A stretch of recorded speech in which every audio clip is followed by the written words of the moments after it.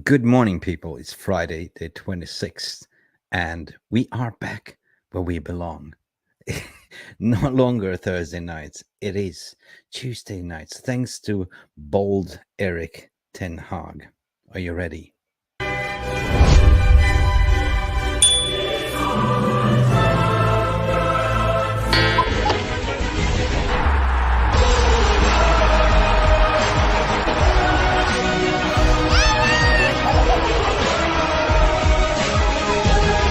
Where's the next year? Istanbul or where? Chelsea fan. Yeah. Book the hotel. Put it in the diary, yeah. And book the hotel, put it in the diary. The only thing that I'm going to do right now, it is one game left in FA Cup, is just book myself to have a nice holiday, because it's been a relentless season for Erik ten Hag and his men, and also for myself as a content creator and doing these live streams. It's been over, I don't know how many live streams, I lost counting. So I'm definitely tired, but I'm ecstatic. I'm so happy for Ten Hag. Basically, it's his first season. He came with inherited a squad that goes all the way back to Van Gaal area, and God, what have you done, Eric? You transformed this team to be winners. Of course, we run out of a little bit of steam at the end, but currently we're sitting on third spot, surpassed Newcastle with that scintillating win yesterday, 4-win under an electrical Trafford. The crowd was up for it. We had a high scoring goal, and we secured the top 4. We are in Champions League, baby. Let that sink in. But anyway, I want to sort of reflect on it. And, one thing is to qualify to Champions League, but another thing is, of course, to compete. So what I'm doing here in this morning podcast right now is just to go over the post-match interview that the press had with Erik ten Hag to see what is his thoughts and feelings regarding moving forward. So this was actually coming out yesterday. This is taking them from Manchester United Football. Erik ten Hag says that returning into the Champions League is an important step for Manchester United after successfully guided the club back to where it belongs. Big up, Eric. Big up, kudos. United sealed the place in the Premier League's top 4 with an emphatic 4-1 victory against Chelsea yesterday. That we all saw it. There was goals from beautiful Casemiro, who was my man of the match. 1 goal and 1 assist. And Anthony Martial did a tap in from the beautiful flick, actually, from, Casemiro. You remember he did that Brazilian Camporeira with, he looked there and turned the ball the other way on the right side. And also Bruno Fernandes got his penalty, well-deserved, cooled and composed penalty.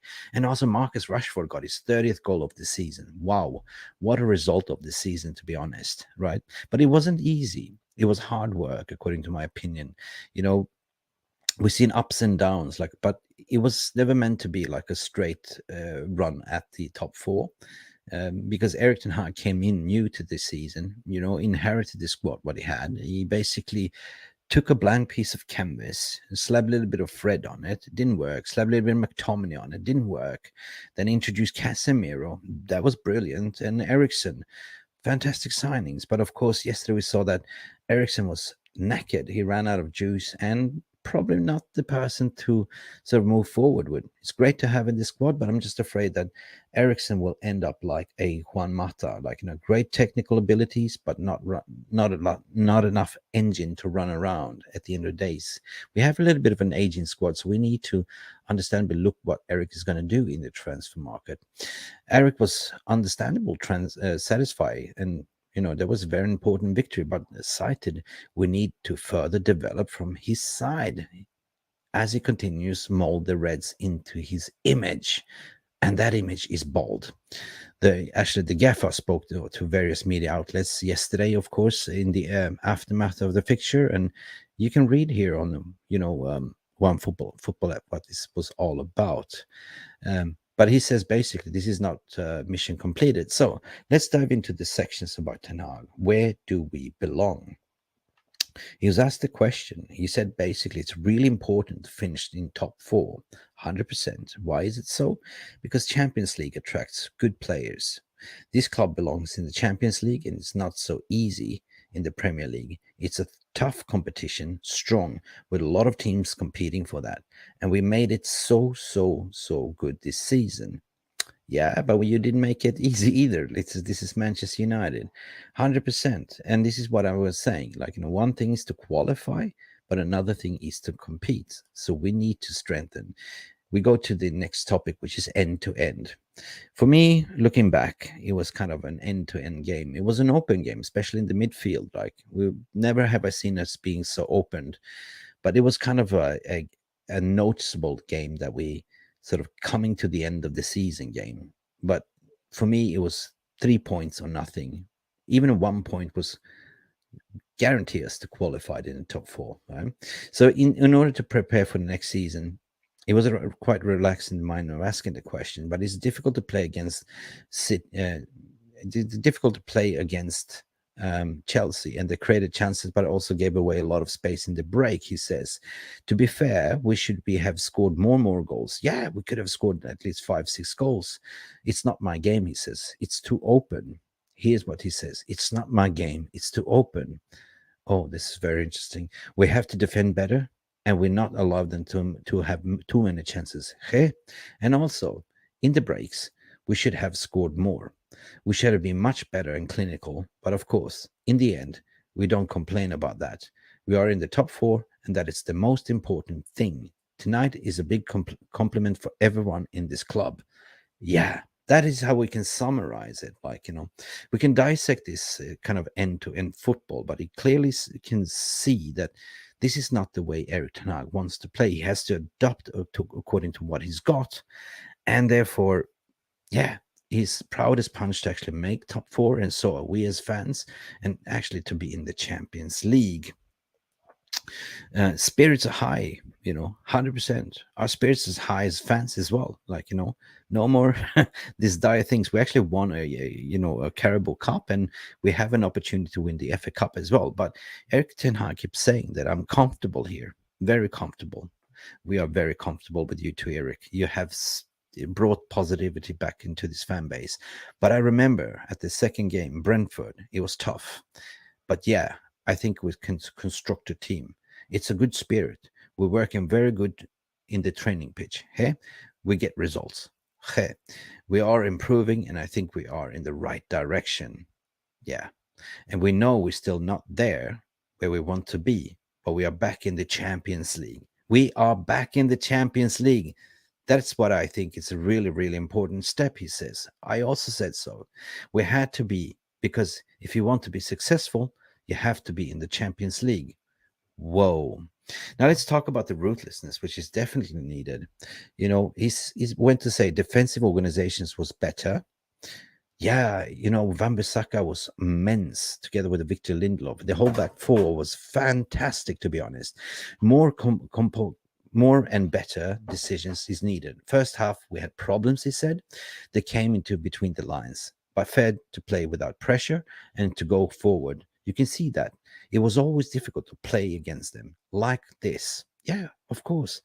They wanted to win. They had nothing to play for, according to my opinion. We had everything to play for, but we looked very open. Needless to say, that midfield in terms of Casemiro, Bruno, and Eriksen, they're not very good to track the runners, right? So therefore, we need to go on the market and find this replacement, the engines that could sort of replace Casemiro and rotate, because we don't have anyone that can do Casemiro's role. But if you have a strike, but he continues to say, but then you have to strike them. And if you take the advantage from the spaces you get, and that we didn't always. The second goal was a little bit late in the first half. We saw that, right? But it's always 2-0. That is the most dangerous scoreline in football. It could have gone earlier. Yeah, we could have scored earlier. But, as we know, Manchester United, the mentality, we never make it easier. So he also continues to say that Sunday remains important. Will we rotate? He says it's important. You know why? We still can be third in the league. It's important to keep our focus and not just get injuries as well. So give us a good goals for Sunday, but also to get a new home record in the history of United. Wow, I love that. We can get that. So going in to be an important game. So going in there will be an important game. We want to win the game. So that gives me an indication that he's not going to play the youngsters. He's not going to rotate. One thing that we learned over Erik Ten Hag this season is that he's a winner. He wants to win every single game, and he wants to finish third. Wow. He's a winner. I like that. In terms of what he needs in terms of the transfer plans, he went on to say a very interesting thing. So he says, I think my job to be involved. Basically, he wants to be involved, right? So yeah, we have to work on the squad a bit. You already said next week. It's going to be a big, huge, and I will do everything in my power. It's going to be not easy, right? But yeah, we have to get well prepared and give us the best chance to get that cup. He's talking about the FA Cup. 100%. We have a great opportunity, and you don't get such opportunities so often, he says. And then, of course, we are working in the background. Then we go to the next season, but that's far away. So again, after Fulham, he will have sometimes to work on his drills. We played literally 3 games a week. And when you do play 3 games a week ever since Christmas, you don't have much time to practice your drills, and all the rules and principles goes out the window. We've seen that. We turned out to Chelsea playing more of the counter-attacking football the way we used to be because we looked knackered or we didn't have the ability anymore. So what is recommended? Well, I recommend that definitely he goes into the season fresh. He probably has a transfer market to think about. Who will fit in his system? Who will not fit his system? Who is going out that doesn't adhere to his rules and principles? We can discuss McTominay, Maguire, potentially a Fred, potentially an Anthony, potentially a Jadon Sancho. But I don't think Jadon is going. I think he's going to cut him some slack again. There's a lot of outs like Brandon Williams, like those Deadwoods. So we're looking at it from that perspective. Tuan Sebe, Dean Henderson's. There's at least 8 to 10 players that needs to go. And there's something that United can cash in on in terms of who our targets will be. Everyone's talking about replacing the goalkeeper, but that, according to me, is not the main target that we should replace. De Gea, according to my opinion, kept the Golden Glove. He's improved his distribution, so keep De Gea and fizz him out. What you should focus on, Erik Ten Hag, is getting more midfielders, more runners, more engine, more ball carriers. Get a Kim Min-jae, get him over the line, and you have a solid back 4. You have that sorted, that spine already. Now you have to fix out the midfield spine. Okay, Ericsson needs a rotational player. Who could that be? You can get a Casado. You can get a Lamia from Southampton that's about to be relegated.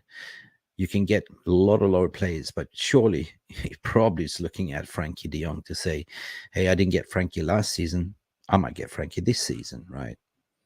Yeah, you know what I'm getting at. We need a rotational player for Casemiro, because if Casemiro is injured or get a red card and suspension, we don't have anyone that can do his job. So definitely we need 2 midfielders at least, and then we need 2 strikers. When I'm saying 2 strikers, is mean proper number 9, like a Lautaro Martinez, for instance. Not this Harry Kane that costs 100 million. Get something cheaper. Get 2 strikers for the price of 1. Get a younger understudy striker as well, right? God knows what's going to happen to Mason Greenwood, but I wouldn't even guess what's going to happen to Greenwood, right? But the most sensible thing would be to get a experienced striker, 26 years of age, 27, and get a younger striker in the range of 21 to play the second fiddle and fizz out Anthony Martial. I think the days of Anthony Martial is numbered. He needs to go, according to my opinion.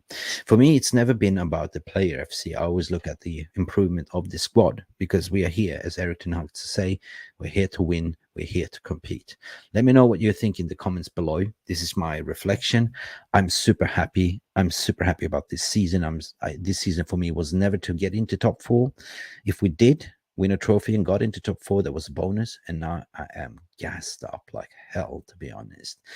Erik Ten Hag, thank you, you beautiful bald man. Thank you for bringing in the joy and happiness into football and to Manchester United fan base. This has been Mick Ruby from Mufc Realist TV.